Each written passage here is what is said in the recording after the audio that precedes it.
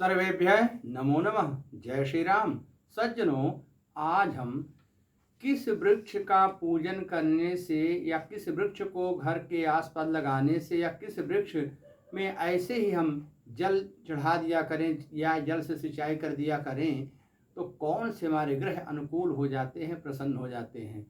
खासकर जिनको पूजा पाठ के लिए समय कम मिल पाता है तो इन वृक्षों के पूजन के माध्यम से या जल डाल देने के माध्यम से अपने ग्रहों को सदा के लिए प्रसन्न कर सकते हैं, अनुकूल कर सकते हैं। उन ग्रहों की पीड़ा से अपने घर परिवार को मुक्त कर सकते हैं। बहुधा भागदौड़ की जिंदगी में लोगों के पास ये मुसीबत है, समय नहीं है जाप पाठ करने का।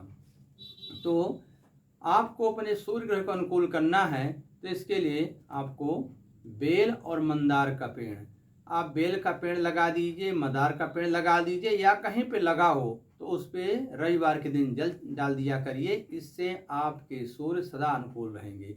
चंद्र ग्रह की बात करते हैं तो पलाश का वृक्ष और बरगद का वृक्ष, एक होता है राजदाना, को कहीं के उसके गांव की भाषा में खिन्नी भी बोलते हैं। तो इन वृक्षों को लगा देने से या जहां भी लगे हो वहां सोमवार के दिन जल डाल देने से आपके चंद्र ग्रह अनुकूल हो जाते हैं, प्रसन्न हो जाते हैं।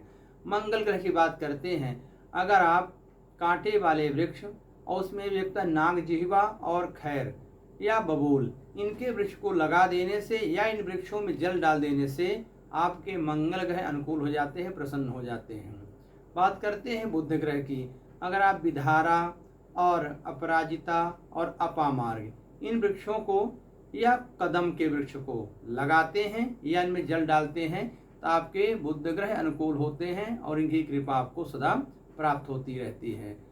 बृहस्पति ग्रह की बात करते हैं, अगर आप केले का वृक्ष और पीपल का वृक्ष, वैसे तो पीपल के वृक्ष के विषय में अलग से चर्चा करेंगे, आपको भी क्रम से बोल रहे हैं। तो केले का वृक्ष और पीपल का वृक्ष लगा देने मात्र से या इनमें जल डाल देने मात्र से हमारे बृहस्पति ग्रह अनुकूल हो जाते हैं, सदा वो प्रसन्न रहते हैं। शुक्र ग्रह की बात करते हैं, अगर आप अगस्त के वृक्ष में और ऊमर के, कहीं कहीं उसको उदुम्बर या गूलर भी बोलते हैं, इस वृक्ष में जल डालने से या इनका पूजन दर्शन करने से हमारे शुक्र ग्रह हमेशा अनुकूल रहते हैं। शनि ग्रह की बात करते हैं तो शमी का वृक्ष एक विश्वामूल का पौधा होता है, वो और पीपल, इनमें इनके दर्शन करने से या इन वृक्षों को लगा देने से या इनमें जल डाल देने से शनि हमारे सदा अनुकूल रहते हैं।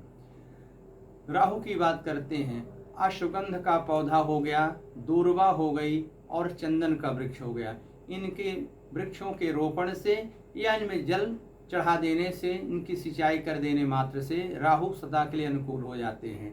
केतु ग्रह की बात करते हैं, जामुन, कटहल और कुश, इन वृक्षों को लगा देने से या इनकी सिंचाई करते रहने से या इनका पूजन करने से केतु सदा अनुकूल और प्रसन्न रहते हैं।